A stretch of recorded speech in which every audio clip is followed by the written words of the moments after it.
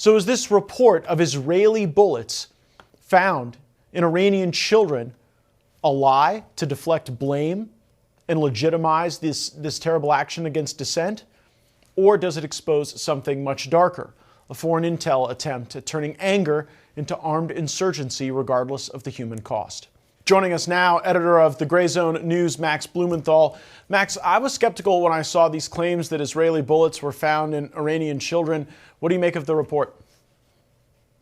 Well, whether an Israeli bullet was found or not, there are also reports of Soviet-era bullets that have never been used in the Iranian military before. And more than that, you have Israel's Mossad on its official Farsi Twitter X channel telling Iranians at the onset of these protests, before they morphed into violent regime change riots, that they were walking alongside them, that there were Mossad assets in the protests.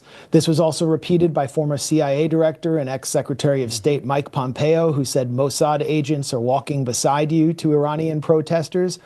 And it was repeated on Israel's Channel 14, a pro-Netanyahu channel, by the Israeli correspondent Tamir Morag, who said that not only are Mossad agents active, but they are funneling weapons into these riots and are responsible, in his words, for the many body bags that are piling up in Iranian morgues.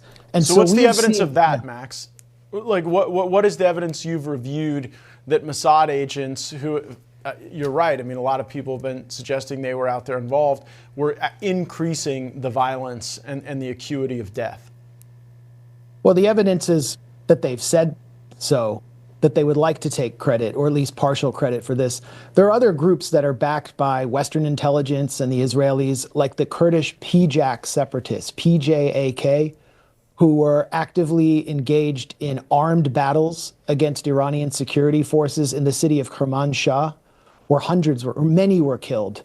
There were armed battles in the city of Mashhad, Iran's second largest city, where $20 million of damage took place. We've seen the burning in Iran and destruction of something like 700 banks, 250 mosques, much of this captured on camera, and the beating to death by mobs, including armed mobs, of Basij guards who are unarmed youth supporters of the Islamic Republic usually, as well as the murder of seminary students, the killing of civilians, and possibly hundreds of police officers. That's according to both opposition and Islamic Republic sources. So what would the United States do if hundreds of police officers were killed with rioters? I don't think it would be pretty for those rioters, particularly with the rhetoric we hear from Donald Trump against Antifa. But these are foreign intelligence services that are involved here. We also had Reza Pahlavi, who is the so-called crown prince of Iran. He's based here in Potomac, Maryland, in a mansion. You're right. And he is backed by Israel explicitly. He went to Israel and kissed the wall. He's friends with Netanyahu. He called for Iranians to go out and kill government workers, to kill state media journalists. Then you have the People's MEK, which is an armed group that has been based under U.S. protection in Albania, that has cells inside Iran, that has taken credit for a lot of this violence. So I think it's very clear. And so we have to ask why. Why did these protests turn violent? And what is the agenda here? What is Israel's agenda? What is Pahlavi's agenda? The agenda is to get Trump to bomb Iran and force and manipulate Trump and the United States into a conflict from which they cannot extricate themselves, which will be financially ruinous for the global economy. Yeah, we have a lot of members of the MEK on this program to make their case, and we press them on their claims that, like, this is the moment when the regime is going to fall. It has, at times, like a boy that cries wolf energy to it, which is why we want to hear them out and why we want to press them on those questions. You talk about the goal here, and that's what I want to get to now, because I'm really trying to figure out what chapter of the movie we're in. Obviously, the objective of Prime Minister Netanyahu was to have corresponding riots in the streets and U.S. airstrikes in Tehran. And that did not happen. So where does Bibi go now? Well, they now have a U.S. carrier group entering the region, entering the Persian Gulf. I don't believe Israel's anti-missile defenses were ready during last week's National Security Council meeting at the White House. And so they may have wanted to delay this. But Israel's intelligence services, along with other foreign malicious actors, including the Crown Prince and other forces. It's such a joke. I'm sorry. Yeah. I can't even with the Crown Prince thing. Like, this is just the son of some corrupt dude that we put in charge of the country that got run out, that would never be accepted. Like the fever dream that Reza is going to go back and run Iran is just not something that I can even indulge with the Crown Prince label. It's utterly laughable. He's never worked a day in his life. He left Iran with millions in stolen money. Now he's backed by the Israelis and I assume some of the Gulf states. Trump even knows he can't run the country. Nobody in the Gulf states is that dumb. Nobody, like, why not just back Aladdin to go run Iran?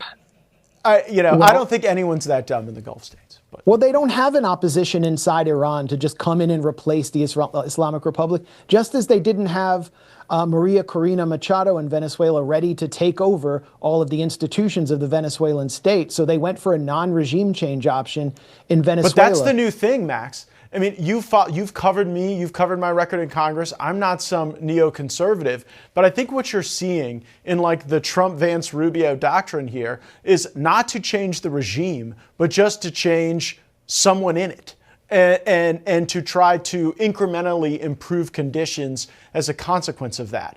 I'm way more skeptical of that in the Middle East than I am in our own backyard in the Americas. But do you think that's what Bibi is hoping for, that we do the Maduro thing in Iran? At this point, Trump has been tricked into playing the Israelis' game or incentivized into it by Miriam Adelson, promising that help is on the way. I'm sorry, he didn't do it. Let me make my case, which is he promised help was on the way when he wasn't prepared to launch airstrikes. This increased the death toll. It accelerated the rioting. Pahlavi told his followers after Trump said that the final days of the Islamic Republic are here. And now that Trump is pulled back, Pahlavi is on TV along with all the Israeli cutouts in Washington demanding airstrikes because their internal forces can't do it on its own. And here's another point, something that I observed inside Iran. Reform was already quietly taking place. Women were taking off hijab and it wasn't being enforced. And going back to 75% participation in, I believe, the 2015 Iran election in which a reformist was elected, people were voting for diplomacy with the U.S. And what did Trump do? He blew that up. Scott Bessent at Davos said that U.S. sanctions are what was responsible for these riots, and he took credit for it. That's going to lead to a rally around the flag effect, more nationalism, and it's going to weaken the drive for reform inside Iran. As soon as Trump pulls back from this Israeli agenda, you're going to see change inside Iran, but he is playing the Israelis' game. And what does Netanyahu want? He actually wants U.S. casualties. He wants the U.S. to be bogged down in a conflict, and then the U.S. will be forced to focus on that region instead of, for example, China or Ukraine. Netanyahu wants to keep the U.S. focused on his main enemy.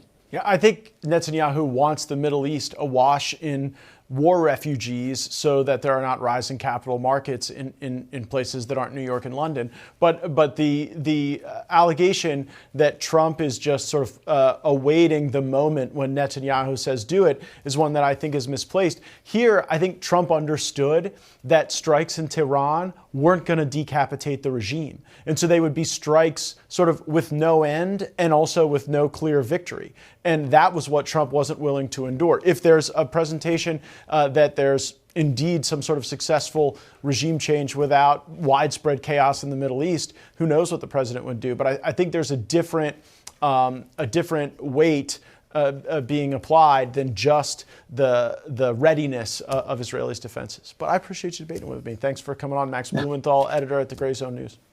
Matt, I hope you're right. Thanks. Thank you.